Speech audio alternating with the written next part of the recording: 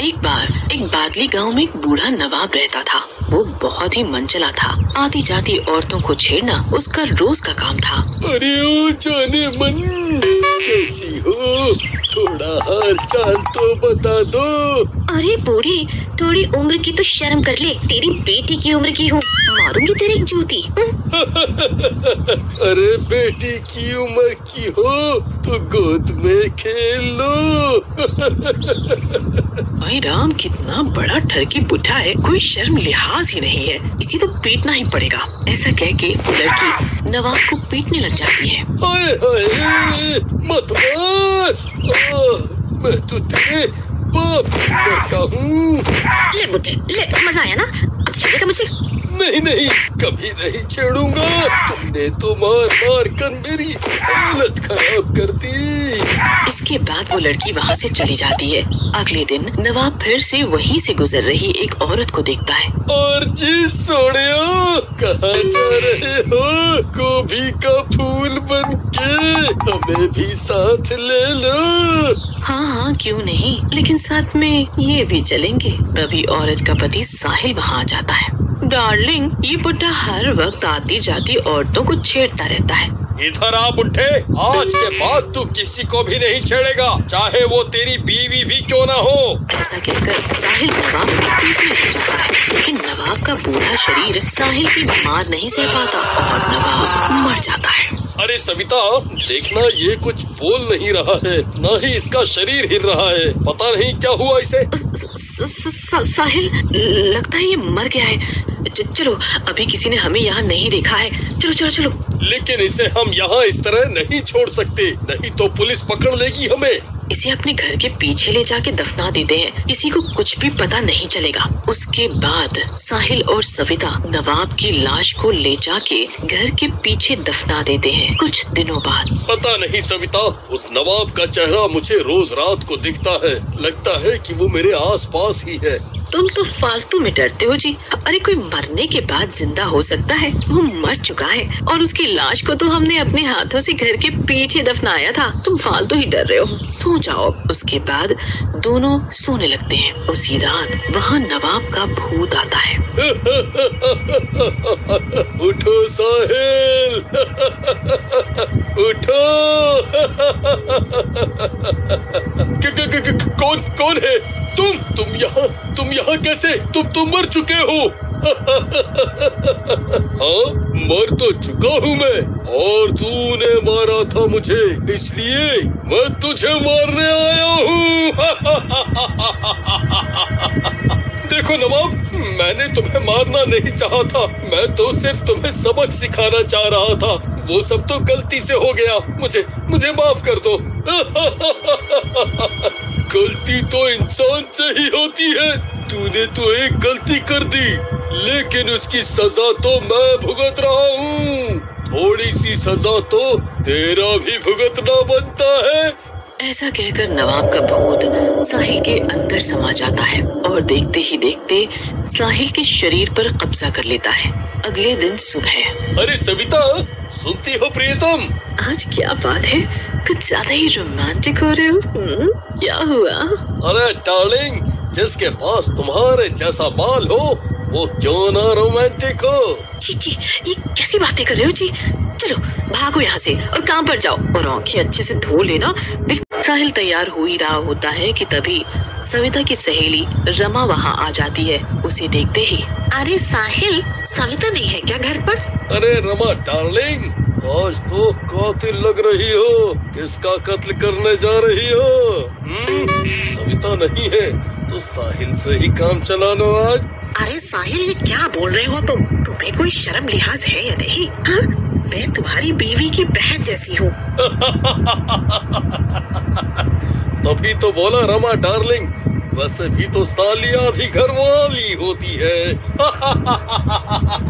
चुप करो, तुम्हारा दिमाग खराब हो गया है। शाम को तुम्हारी बीवी ही तुम्हारा दिमाग ठीक करेगी। ऐसा कहकर रमा वहाँ से चली जाती है। साहिल भी तैयार होकर काम के लिए निकलता है। रास्ते में उसे एक बुढ़िया मिलती है। और जी, क्या हाल है? शमशान जा रही हो क्या? शमशान की आखिरी उम्मीद।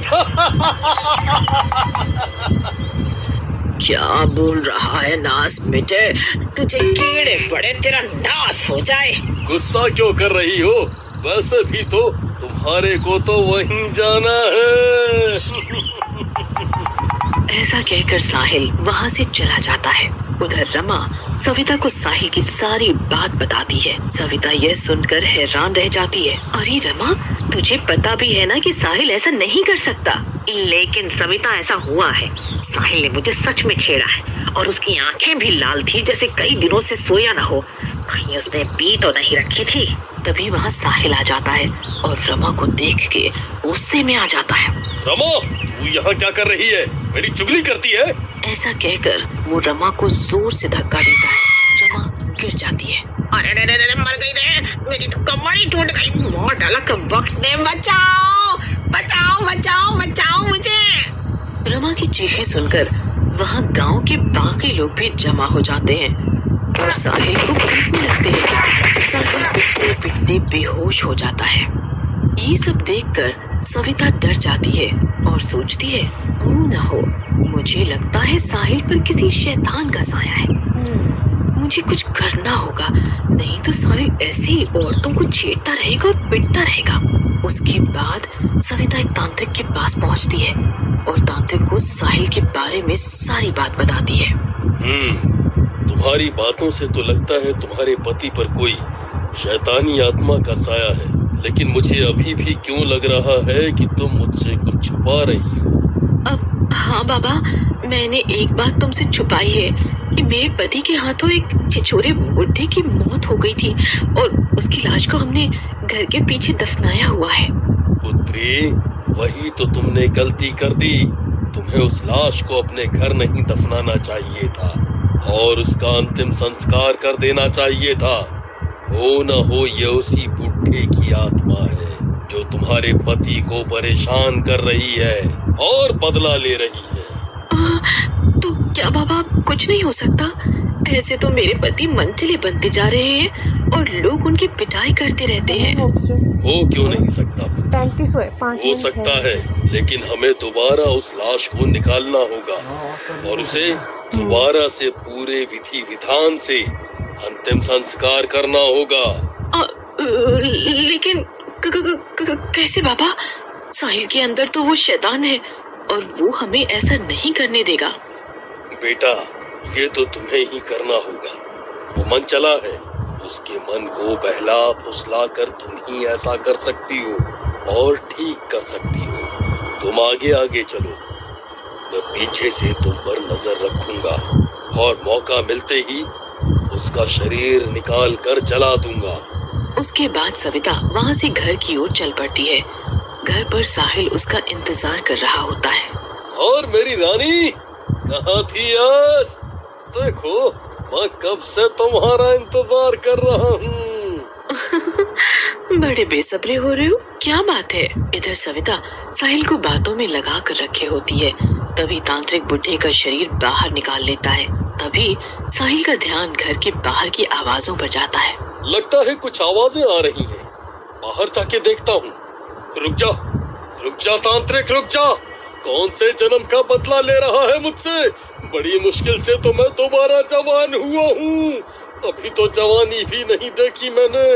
रुक जा दुष्ट, मत जला मेरे शरीर को, नहीं तो मुझे जाना पड़ेगा। जब दुष्ट एक दो औरतों को छेड़ता है, तंग करता है, तेरा तो चले जाना ही ठीक है यहाँ से, नहीं तो तू कितनी और औरतों को परेशान करेगा। नहीं करूँगा, किसी को नहीं परेशान करूँगा, सबको अपनी माँ और बहन समझूंगा। बस एक बार छोड़ दे, एक बार छोड़ दे। लेकिन तांत्रिक उसकी एक नहीं सुनता और उसके शरीर में आग लगा देता है। आग लगते ही बूढ़े की आत्मा तड़पने लगती है और साहिल भी ठीक होने लगता है। हाय, मर गया रे। अरे तांत्रिक, तुझसे मेरी खुशी देखी नहीं गई, मेरी जवानी के झटके। हाय, तुझे कीड़े पड़े रे, लेकिन मैं मरूंगा नहीं, फिर आऊंगा ज्यादा ताकतवर होके।